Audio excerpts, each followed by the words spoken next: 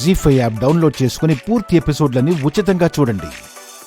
అమ్మాయి లోకేశ్వరి, స్వామీజీ గదిలో లేడు. గదిలో లేకపోతే బయటికి వెళ్ళుంటాడుగా.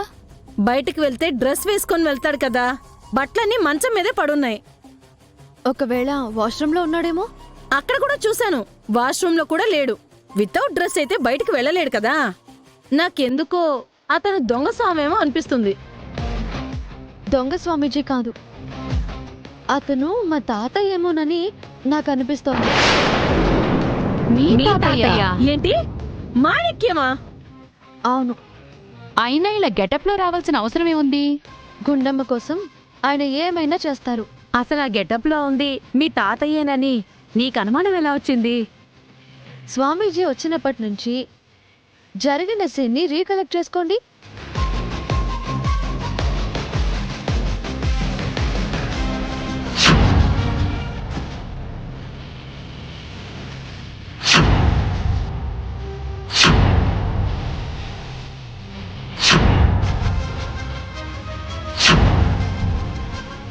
స్వామీజీ ఉన్న ఏ సీన్లో కూడా ఆయన లేరు.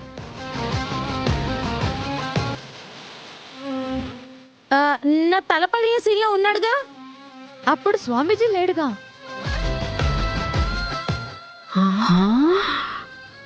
కరెక్టే. అయితే పదండి, స్వామీజీ రూమ్కి వెళ్దాం.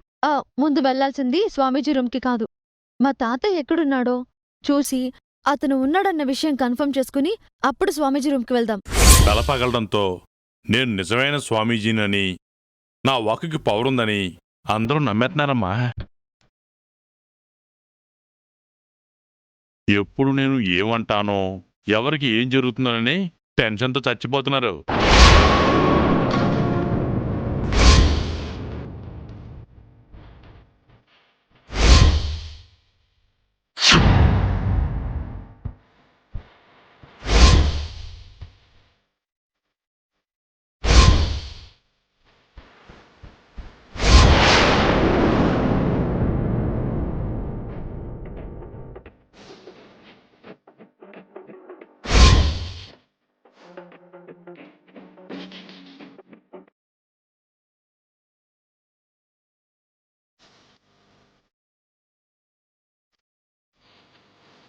మీ తాతయ్య అక్కడున్నాడు.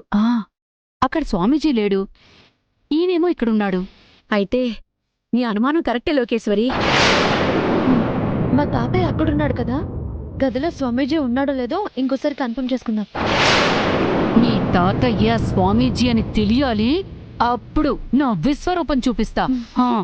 పదండి, పదండి, పదండి. పదండి.